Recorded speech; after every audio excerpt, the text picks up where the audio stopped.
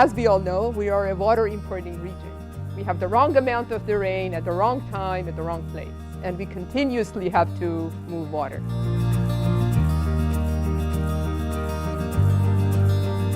%48% of all the energy generated is used to move water.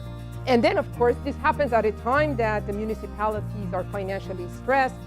The way we can deal with this is by continuing to adapt to a changing environment and by seeing new opportunities, using every measure we have and finding new ways.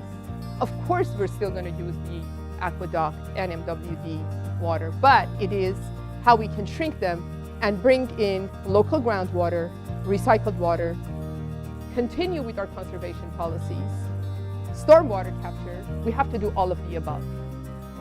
Australia, they just came through a 12-year historic drought.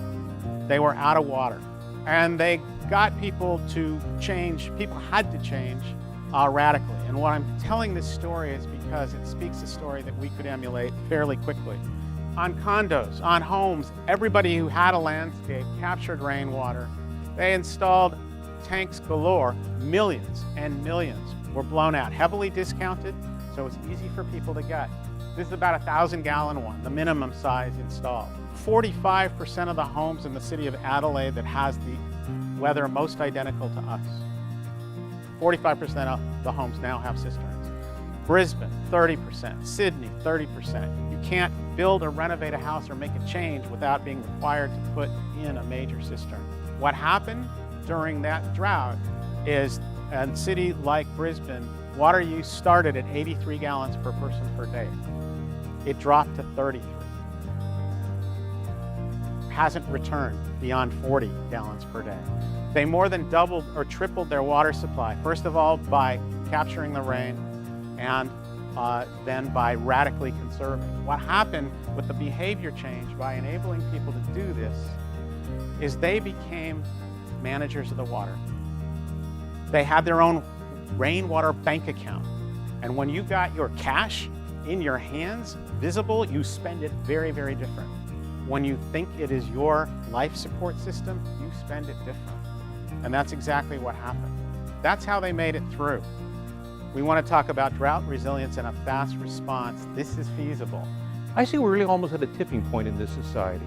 There really is, for the first time, where people, not just leaders and water users and water agencies, but the public is starting to recognize it just can't continue.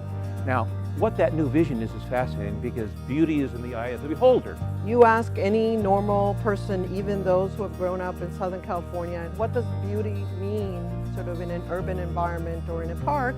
It would have been extremely lush green by default. We have to change our perspective about beauty. And how do you get people there? It's not by beating them over the head and telling them there's a drought and they need to do something about it.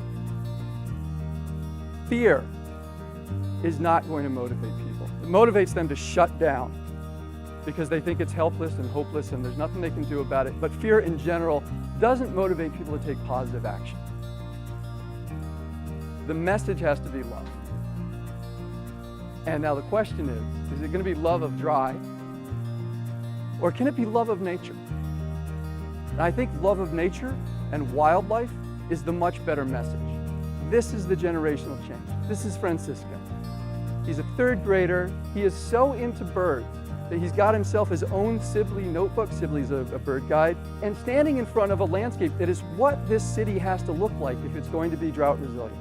And he's not doing it because he's afraid it's going to be dry. He's doing it and he's keyed into and will understand how to take care of and appreciate and install that landscape because he loves what's there.